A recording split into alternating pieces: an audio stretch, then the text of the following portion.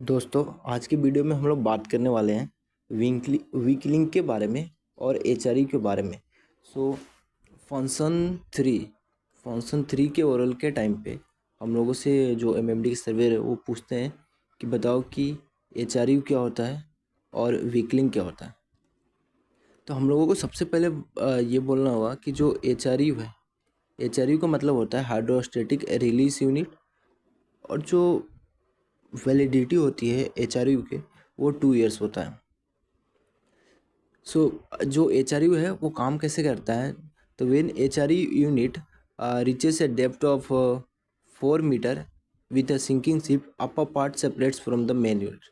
तो एचआरयू जो है वो काम कैसे करता है कि सपोज करो कि अपना वेसल जो है वो सिंक कर रहा है, तो जैसे ही वेसल 4 मीटर के डेप्थ पे पहुंचता है तो वहाँ पे सफिशिएंट वाटर प्रेशर जो होते हैं एग्जर्ट करते हैं उस एचआरयू के ऑल अराउंड, और उसमें एक डायफ्राम फिटेड होता है, जो कि डायफ्राम में क्या होता है, कंप्रेशन होता है, और उसमें स्प्रिंग लोडेड एक ब्लेड होता है। तो जो जैसे ही डायफ्राम जो होता है वो कंप्रेस होता है, तो जो स्प्रिंग लोडेड नाइफ है वो रिलीज़ करता है, और वो जो एचआरयू जिससे कनेक्टेड होता है, जिस upper part of the rope से, वो उसको कट कर देता है। तो जिससे कि जो सेन आउट स्लिप है और जो लैसिंग स्ट्रैप जो लगे रहते हैं लाइफ राफ्ट पे, वो उनको रिलीज़ कर देता है। तो जो फर्स्ट पॉइंट में यही मेंशन है कि when HRU unit reaches a depth of 4 metre with the sinking ship, the upper part separates from the main unit. Upper part करने का मतलब हुआ कि जो लैसिंग स्ट्रैप लगे हुए थे और जो सेन हाउस स्लिप था वो क्या होता है, सेपरेट हो जाता है कंटेनर से। सो कंटेनर में अब कोई भी लैसिंग नहीं है। अब बात आता है कि this frees the securing stops and the ring to which one end of the life of painter is made first.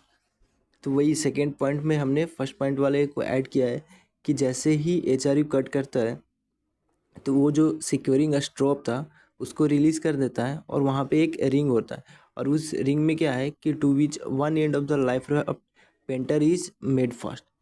तो एक रिंग अटैच होता है जिसमें जो रिंग का जो वन एंड पे क्या होता है कि पेंटर का जो लाइफ राफ्ट का जो पेंटर है वो अटैच होता है, और वो जो रिंग है वो कनेक्टेड होता है to the ship by the weak link.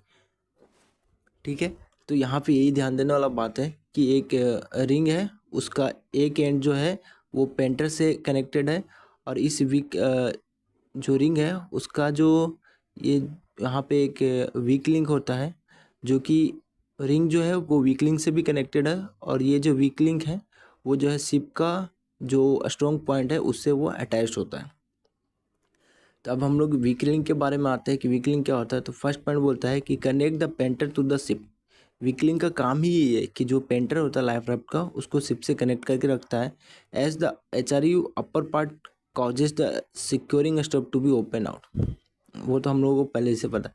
Second point क्या बोलता है कि life raft containers then floats up, all the painter is pulled out and the painter become taut, then the life raft inflates। तो जैसे ही जो एचआरयू, सबसे पहले बात कर लेते हैं एचआरयू से कि जैसे ही एचआरयू ने कट किया तो उसमें क्या हुआ, जो कि जो अपना लाइफ राफ्ट कंटेनर था वो फ्री फ्लोट करने लगा। अब जब फ्लोट करने लगा तो जो पेंटर है जो कि रिंग से कनेक्टेड था, और फिर रिंग जो है वीक लिंक के थ्रू शिप से कनेक्टेड है, तो जो पेंटर्स है वो पुल्ड आउट होते हैं जैसे जैसे वेसल्स सिंक करते जाता है। तो जो पेंटर है वो पुल्ड आउट होता है and the painter become taut. एक टाइम आता है जो पेंटर जो है वो एकदम टाइट हो जाता है। सपोज करते हैं कि यहाँ पे एक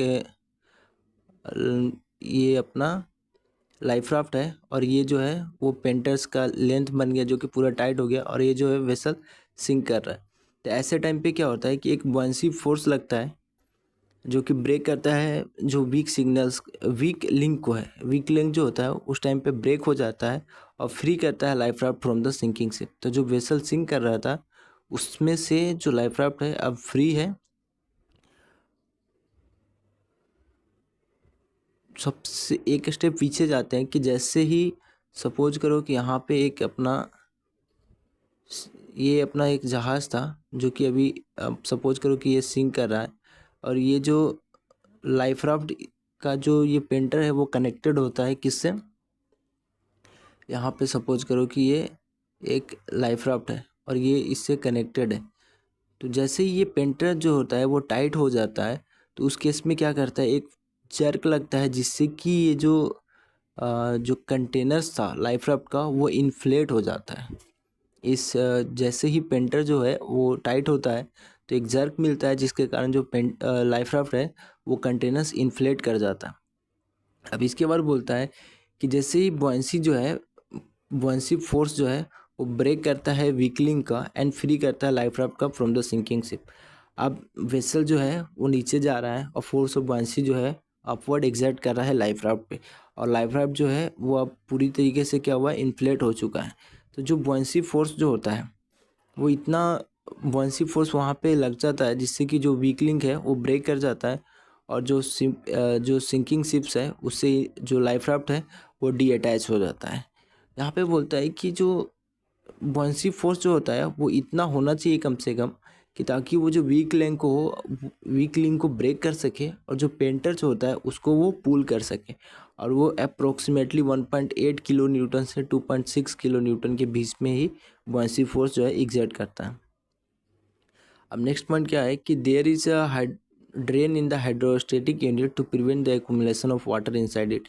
अब बात करते हैं कि सपोज करो कि शिपिंग ऑफ स्प्रे के कारण जो भी सी वाटर है अगर डेक पे आ रहे हैं जहाँ पे लाइफ राफ्ट रखा हुआ है, उसमें क्या होता है कि एचआरयू में एक ड्रेन्स उसमें फिटेड होते हैं। तो ड्रेन्स में क्या होता है कि जो भी वाटर है उसके अंदर में एक्यूमुलेशन से बचाव करता है, ताकि अगर ड्रेन है तो क्या हो, जैसे ही वन एंड से पानी आएगा तो दूसरे एंड से वो ड्रेन हो जाता है पानी। तो इस तरीके से वहाँ पे एक्यूमुलेशन ऑफ वाटर को प्रिवेंट करता है, किसमें, एचआरयू में। नेक्स्ट है क्या, हैव द आइडेंटिफिकेशन प्लेट, जिसमें मार्किंग होता है मैन्युफैक्चरर्स का, टाइप और सीरियल नंबर। तो जो ये एचआरयू का बात करता है कि एचआरयू में एक आइडेंटिफिकेशन प्लेट होता है। आइडेंटिफिकेशन प्लेट में क्या क्या मार्किंग्स हैं, तो पहला आता है डेट ऑफ मैन्युफैक्चर्स, दूसरा है टाइप और तीसरा आता है सीरियल नंबर। तो ये जो है मार्किंग किए हुए रहते हैं एचआरयू के आइडेंटिफिकेशन प्लेट में।